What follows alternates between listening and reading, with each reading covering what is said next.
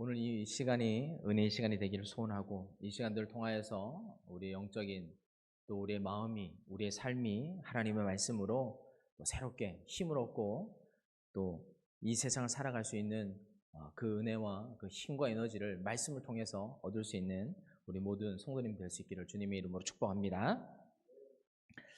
19세기 영국 런던에 위대한 설교자가 한 명 있었습니다. 그래서 설교할 때마다 수천 명의 사람들이 모여드는, 지금으로 치면 메가처치죠. 엄청난 교회를 인도하였던 목사님이셨습니다. 그의 메시지는 강력하였고, 그의 메시지를 선포할 때마다 많은 사람들이 하나님을 믿고 회심하는 일들이 일어나였습니다. 하나님께서 마치 그 영국 안에서 그를 중심으로 사역하시는 것처럼 오직 하나님께서 그를 붙잡고 계시다는 것을 많은 사람들이 볼 수 있을 만큼 위대한 일과 사역들을 해내셨던 목사님이 계셨는데, 우리가 이름을 한 번쯤 다 들어봤을 법한 스펄전이라고 하는 목사님이셨습니다. 모든 사람들이 다 양과 음, 어둠과 그늘, 또 햇빛과 또 어둠, 이 양면을 다 가지고 있죠.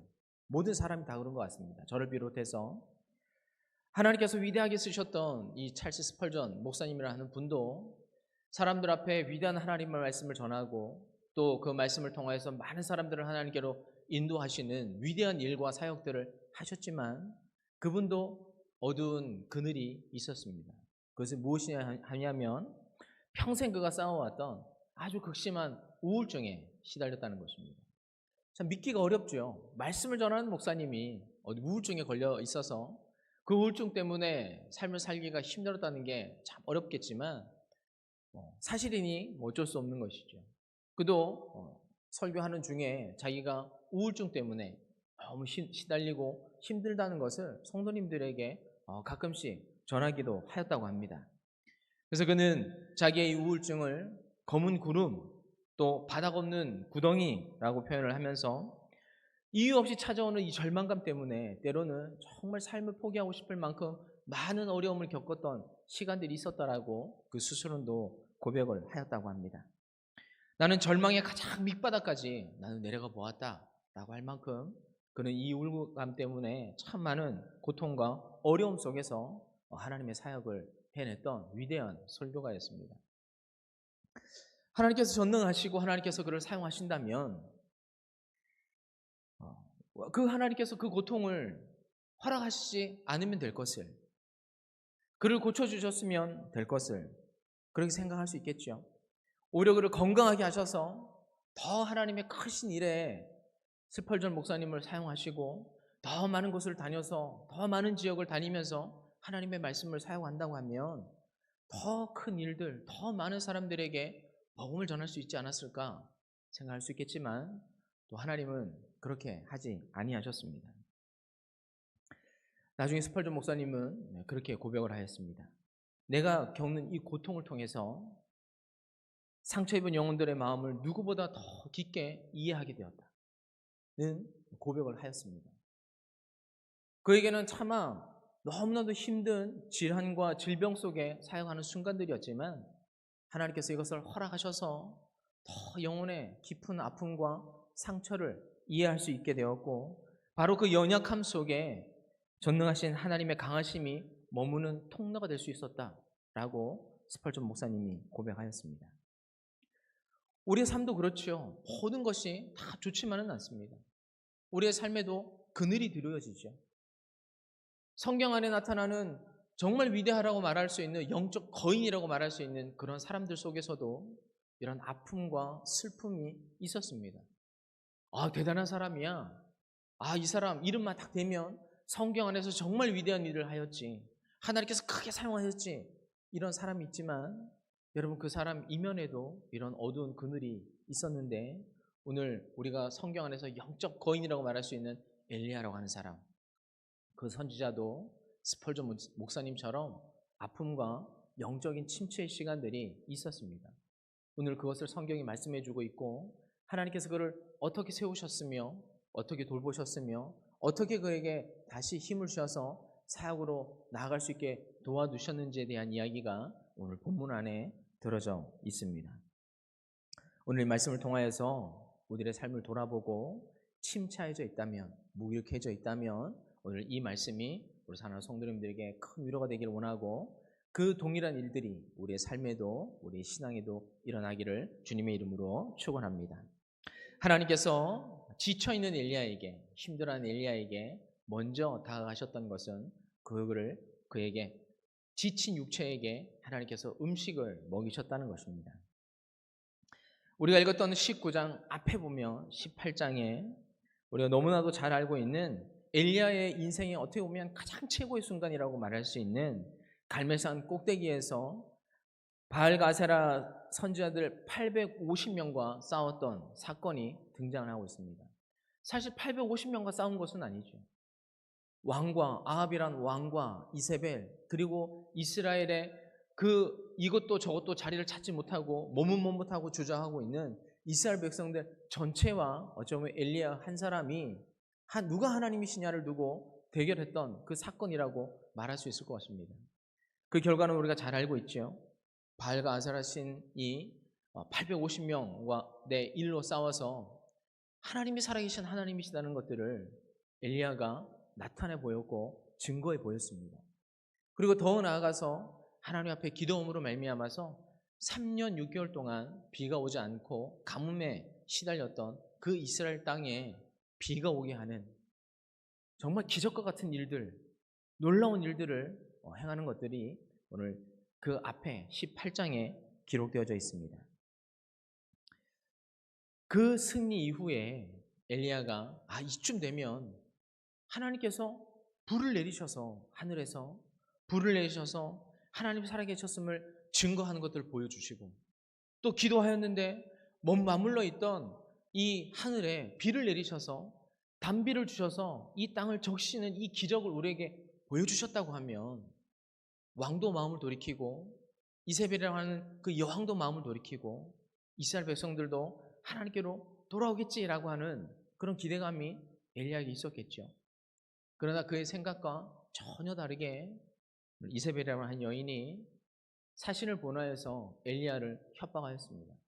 오늘 내가 죽인 이 850명의 선지자같이 내일 이맘때에 내가 그 사람들 중 하나처럼 되어 있을 것이다. 죽이겠다는 얘기죠. 이세벨이 내가 반드시 내일 이맘때쯤에 너를 죽이겠다. 완전히 기대했던 것과 다른 반응이 이세벨 여왕으로부터 오게 되었습니다. 거기가 겁을 먹고 엘리야가 도망을 합니다. 광야로 도망을 합니다. 로뎀나무 그늘에 앉아서 하나님에게 이야기를 하죠. 하나님, 이제 넉넉하오니 내 생명을 거두어 가시옵소서. 나는 내 조상들보다 낫지 못합니다. 지쳤습니다. 이제는. 하나님, 언제까지 이 하나님의 사역을, 그가 하는 일들을 누구 하나 기뻐하는 사람이 없죠. 왕이 기뻐하지도 않고 이스라엘 백성들도 기뻐하지 않고 이스라엘 백성들을 향하여서 하나님의 저주의 또 심판의 말들을 매일 전해야 되는 선지자의 입장으로서, 그러나 누구 하나 달가워하지 않고 그를 박해하고 조롱하고 죽이려고 하는 이 상황 속에서 엘리야가 하나님, 저는 무능력한 것 같습니다. 제가 어떤 일을 다 해봐도 하나님, 저들의 마음이 돌이키지 않고 나를 죽이려 하는 것을 보면 하나님, 저는 제 조상들보다 무능력한 사람이고 저는 이제 지쳤고 더 이상 이 일들을 하기에 저는 제 스스로가 감당할 수가 없습니다 라고 하며 이제 하나님, 저를 이제 죽이시고 저를 하나님 데려가 주십시오. 정말 절망 속에 하나님 앞에 탄식하고 토로하고 있는 오늘 엘리야의 모습을 보게 되어집니다. 그래서 지쳐서 쓰러져서 누워서 자고 있었습니다. 그런데 하나님께서 그에게 천사를 보내시죠. 성경은 하나님의 천사가 오셔서 어루만졌다 이렇게 표현을 하고 있습니다. 몸이 지쳤습니다. 마음도 지쳤습니다. 하나님께서 그의 천사를 보내어서 오늘 하나님 더 이상 이 일들을 못하겠습니다 말하는 엘리야에게 꾸중하지 않으시죠? 너 그거밖에 안 되니? 너 이것밖에 못하니? 너 이 정도밖에 안 되는 사람이니? 하나님께서 말씀하지 않고 하나님의 천사를 보내셔서 엘리야를 어루만지시고 그에게 숯불에 구운 떡과 물 한 병을 주시면서 먹고 싶네. 그것을 먹고 또 지쳐서 쓰러져 잤습니다. 그러니까 엘리야가 인간적으로는 얼마나 육체가 피곤하고 공고했는지 아시겠죠. 또 쓰러져 지쳐 누워있는 엘리야에게 하나님께서 천사를 보내셔서 그를 또 어루만지십니다. 그를 또 어루만지셔서 또 먹을 것을 주시면서 힘내, 기운내, 내가 갈 길을 다 가지 못할까 염려된다 하시면서 또 엘리야를 어루만지시고 먹을 것을 주시면서 하나님께서 그를 세심하게 돌보시는 하나님의 모습을 우리는 볼 수가 있습니다. 먹는 것을 먹고 육체가 힘을 내어서 또 광야의 길을 계속 걸어갑니다.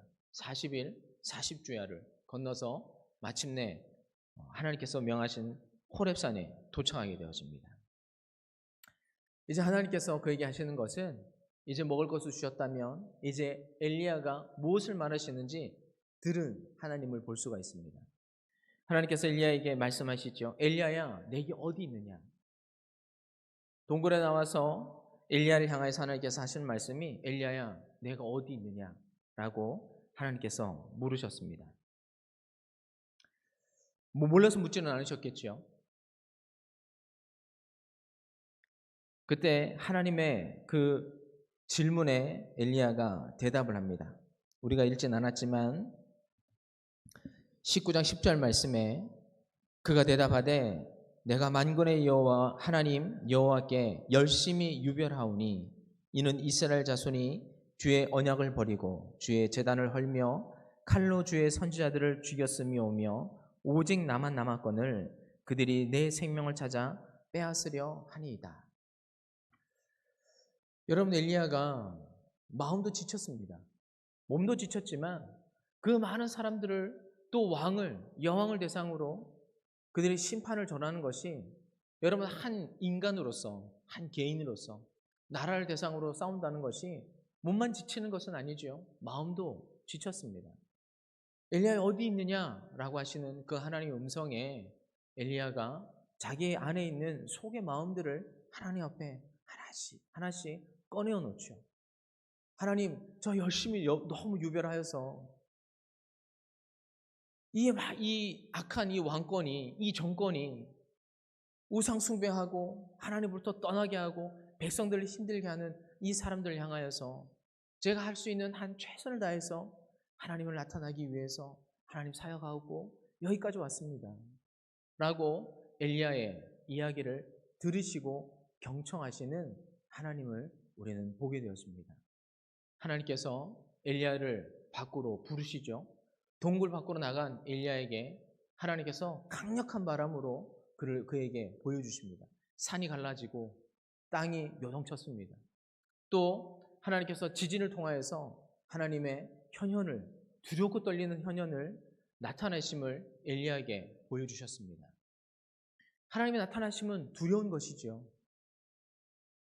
하나님께서 나타나셨을 때 이스라엘 백성들 그 호렙산에서 나타나셨을 때 천둥과 지진과 음성으로 나타나셨을 때 이스라엘 백성들이 하나님의 나타나심 속에 두려워하였습니다. 또 하늘에서 불을 내리시는 그 모습을 보고 이스라엘 백성들이 하나님 나타나심에 대해서 두려워하였죠. 그러나 오늘 엘리야에게 나타나신 하나님은 그 마지막 세심한 목소리로 조용한 목소리로 엘리야에게 다가오셨습니다.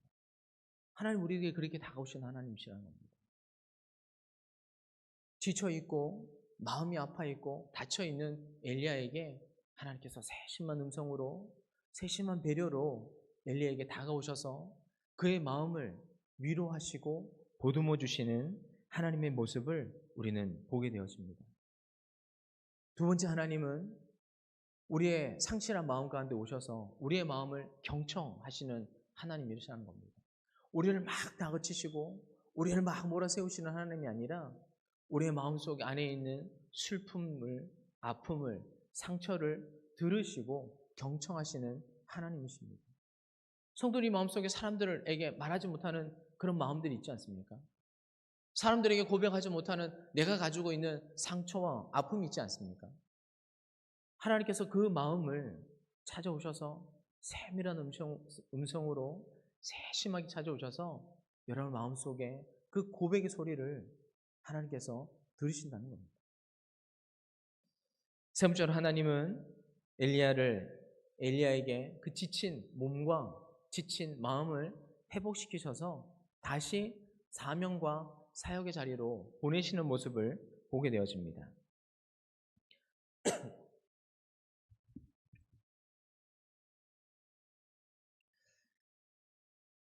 하나님께서 엘리야에게 나타나셔서 이 세미한 음성 중에 또 다시 한번 묻죠. 엘리야야, 내가 어디 있느냐? 하나님의 말씀과 대답, 또 하나님의 대답, 이것들 보면 하나님 말씀 속에 어떤 뉘앙스를 조금 읽을 수 있는데, 첫 번째 하나님께서 내가 어디 있느냐라고 하는 그 질문은 어떻게 보면 하나님께서 왜 내가 여기 있느냐라고 하는 엘리야가 마음속에 있는 그 속의 마음들을 하나님께서 듣고 싶어 하셨다고 한다면, 두 번째 다시 한번 하나님께서 엘리야, 내가 여기 왜 있느냐?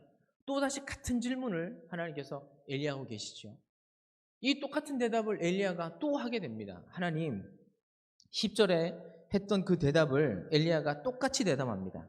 그가 대답하되 내가 만군의 여호와 하나님께 열심히 유별하오니 이는 이스라엘 자손이 주의 언약을 버리고 주의 제단을 헐며 칼로 주의 선지자들을 죽였음이오며 오직 나만 남았거늘 그들이 내 생명을 찾아 빼앗으려 하나이다. 하나님께서 똑같은 대답을 하는 엘리야에게 이번에는 다른 이야기를 하시죠. 그러면 내가 여기서 멈춰 설 거냐? 그러면 여기서 네 삶에서, 네 사역 현장에서 도피하여서 여기 머물러 있을 거냐? 그것이 아니라 내가 이제 가서 이야기하는 사람들을 내가 기름을 부어서 세우라. 아람 왕 하사엘에게 기름을 부어서 그의 아람 왕으로 삼고, 또 예후에게 기름을 부어서 이스라엘 왕으로 삼고, 가서 엘리사를 기름 부어서 하나님의 종으로 세우라. 만약에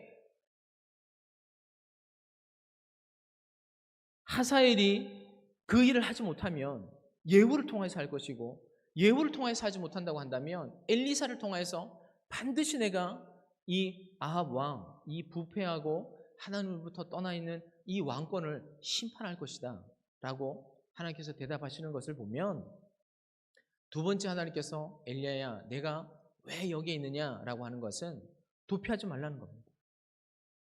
우리가 해야 되는 사역과 사명들을 감당하라는 것이죠. 언제까지 두려워 떨면서 뒤에 뒷전으로 머물러 서서 내가 해야 할 일들을 뒷전에 내버려 두고 그렇게 두려워 떨고만 있을 거냐? 하나님께서 그의 마음을 새롭게 하시고 그의 몸을 더 강하게 하셔서 하나님의 사역 가운데로 오늘 엘리야를 세워서 보내시는 장면을 보게 되어집니다. 또 하나 18절 말씀에 하나님께서 이런 말씀을 하십니다. 그러나 내가 이스라엘 가운데 7,000명을 남기리니 다 바알에게 무릎 꿇지 아니하고 다 바알에게 입 맞추지 아니한 자니라. 아멘. 엘리야가 이렇게 얘기를 하죠. 그 자기가 하나님 앞에 대답할 때, 하나님, 이제 나만 남았습니다. 다 죽고 다 변절하고 다 하나님께로 떠나고 나만 남았습니다. 하나님, 나 혼자 외로운 싸움을 하나님 내가 계속하고 있습니다 라고 이야기하는 엘리야에게 그렇지 않다라고 말씀하시는 거죠. 바알에게 무릎 꿇지 않고 바알에게 입 맞추지 않고 하나님 앞에 정직하게 살아가려고 하는 사람들 7,000명이 남아있다. 너 혼자 일하는 것 아니고 너 혼자 그렇게 외롭고 쓸쓸한 싸움을 해나가는 것 아니다 라고 하나님께서 이야기를 해주면서 그에게 새로운 소망과 새로운 희망을 품고 이 일들을 계속할 수 있도록 하나님께서 엘리야에게 힘을 주시는 모습을 보게 되었습니다. 오늘 이 시간들을 통하여서 엘리야가 새로운 힘을 얻고 육체와 마음의 힘을 얻고 다시 한번 일어나서 그 말씀을 듣고 사역의 자리로 나아가고 하나님께서 시키셨던 모든 일들을 다 감당한 후에 하나님 앞으로 회오리 병고 타고 하늘나라로 올라가게 되어지죠. 사랑하는 성도님들, 오늘 이 설교 앞에 스펄전 목사님의 이야기를 나누었습니다. 그리고 오늘 이야기의 주인공인 엘리야의 이야기도 함께 나누었습니다. 이 사람들의 공통점, 신앙생활하고 일상의 삶을 살다 보면 영적으로 탈진할 때도 있고 무기력감도 찾아오고 또 고통도 하루하루 살아가는 일상의 삶이 그렇게 녹록하지만은 않다는 것을 경험하게 되었습니다. 하나님 믿는데 왜 이런 일을 우리에게 찾아오느냐고 우리가 질문하고 하나님 앞에 고백을 하기도 합니다. 여러분, 그러나 이런 영적 탈진, 삶의 고통이 실패의 삶을 살고 있다는 증거는 아니라는 것입니다. 어떻게 보면 이것이 하나님을 만날 수 있는 특별한 하나님께서 예비해 주신 장소라고, 기회라고 생각할 수도 있겠다라는 것이죠. 오늘 우리의 삶 속에 다 우리가 지쳐져 쓰러져 있는 로뎀나무 그늘이 있을 줄 압니다. 그것이 지쳐져 있는 우리의 직장일 수도 있고요. 또 깨어져 버린 관계일 수도 있겠습니다. 뜻대로 되지 않는 자녀의 문제일 수도 있고, 아니면 이유 없이 찾아오는 마음의 공허함일 수도 있습니다. 오늘 하나님께서 엘리야에게, 그렇게 지쳐있는 우리들에게, 우리 스스로에게 하나님께서 엘리야에게 말씀하셨던 것처럼 엘리야야 내가 어디 있느냐? 라고 하는 이 질문을 우리 스스로에게 던져 보았으면 좋겠습니다. 때론 지칠 수도 있고 힘들 수도 있습니다. 그리고 포기하고 싶을 때도 있을 줄 압니다. 그러나 우리 한번 다시 생각을 돌이켜 보아서 언제까지 힘들어해야 되고, 언제까지 낙담하고 불평하고, 언제까지 자기 연민에만 빠져 있어야 합니까? 하나님께서 우리를 부르시고 우리에게 힘을 주시고 새로운 소망을 주셔서 우리의 삶에서 새롭게 일어나서 새로운 삶을 향하여서 새로운 미래를 위해서 나아갈 수 있기를 하나님께서 간절히 원하셔서 우리들에게 먹을 것을 주시고 우리의 소리를 들으시고 우리가 멈춰져 있던 우리의 사명을 다시 한번 일깨워줘서 우리가 나가야 할 자리로 하나님께서 우리를 부르시고 계시다는 것들을 우리가 잊지 않았으면 좋겠습니다. 넘어질 수도 있습니다. 힘들 수도 있습니다. 그러나 여러분 괜찮습니다.